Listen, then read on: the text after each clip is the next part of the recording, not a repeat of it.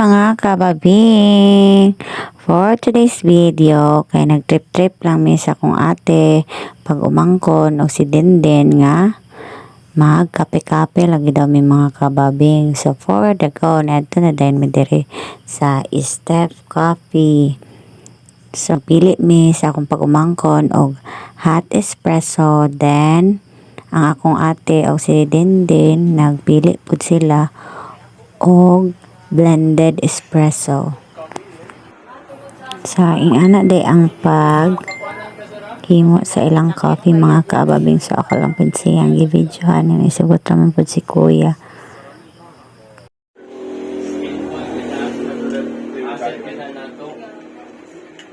Nagsukod pa dyan na sila. Atong kuanon nga mabalansin natin siya nga dili siya ma-demoralize. Mura po yun na akong ika-ingon sa inyo, labi na kamuray. Labi nyo sa video pa labi sa alcohol. Wala na po. Salit lang ang tayo, galing natin. Iyan, mga tubang ko, guys. Pagiging receptionist niya. Yung biyangan ka na kung gituduan na siya, ha? Dami nga customer, what? Bisa ka ng BO, di mo ko kabalong buhat, ano? Siya, kabalong mo buhat. Sayang bagi na to. Iikuan na to. Nikabutan gila to na maayos ang employees. Dahil sir ko yung online sa addiction ninyo, wala ko problema yan. Basta ang uban, unta lang, maiwasan na to. So ready to serve na among white Spanish coffee mga kaababing. Serve na nako, Mark Mag-Alto.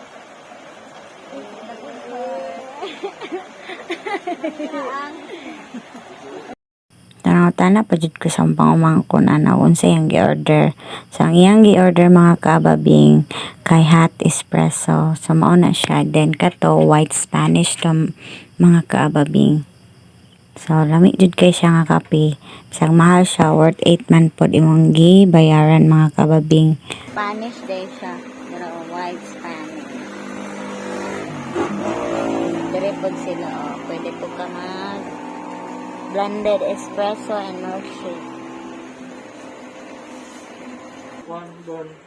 Nga, kani mga kababing kay dark espresso din siya mga kababing ang i-order sa akong ate.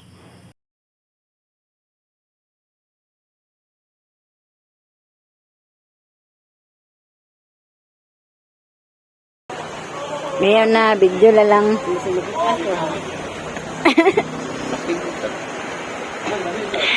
Wala nga bilit na sila.